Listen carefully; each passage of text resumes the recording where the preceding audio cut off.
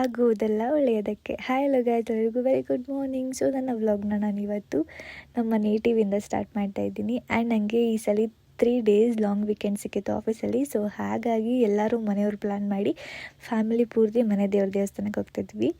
And ಇದು ಧರೆಗೆ ದೊಡ್ಡವರು ಅಂತ, ಈ ಕಲಿಯುಗ ಮುಂದೆ ಏನಾಗುತ್ತೆ ಏನೇನೆಲ್ಲ ಆಗುತ್ತೆ ಅಂತ ಫಸ್ಟೇ ಹೇಳಿದವ್ರು ಇವರು. ನಾನಂತೂ ತುಂಬ ನಂಬ್ತೀನಿ ಇವರನ್ನು. ಹಾಗೆ ಈ ದೇವಸ್ಥಾನಕ್ಕೆ ಹೋಗಿ ಮುಡುಕ್ತೆರೆಗೂ ಹೋಗಿದ್ವಿ, ಅದು ನಮ್ಮ ಅಜ್ಜಿ ಮನೆ ಹತ್ರ ಇರೋದು. ಸೊ ಹಾಗಾಗಿ ಅಲ್ಲಿಗೂ ಮಿಸ್ ಮಾಡೋದು ಬೇಡ ಅಂತ ಹಾಗೆ ಇಲ್ಲಿ ಶನಿಮಹಾತ್ಮ ದೇವಸ್ಥಾನದಲ್ಲಿ ಪ್ರಸಾದ ನಡೀತಾ ಇತ್ತು, ಅನ್ನದಾನ.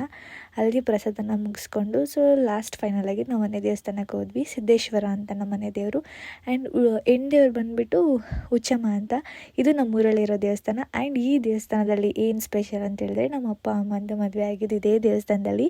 ಅವಾಗೆಲ್ಲ ಜಾಸ್ತಿ ಚೌಟ್ರಿಯಲ್ಲೆಲ್ಲ ಮಾಡ್ತಾರಿಲ್ಲಲ್ಲ, ಸೊ ದೇವಸ್ಥಾನದಲ್ಲೇ ಮಾಡ್ತಾಯಿದ್ದಿದ್ದು. ಆ್ಯಂಡ್ ಎಲ್ಲ ಮುಗಿಸ್ಕೊಂಡು ಲಾಸ್ಟ್ ಮನೆಗೆ ಬಂದ್ವಿ.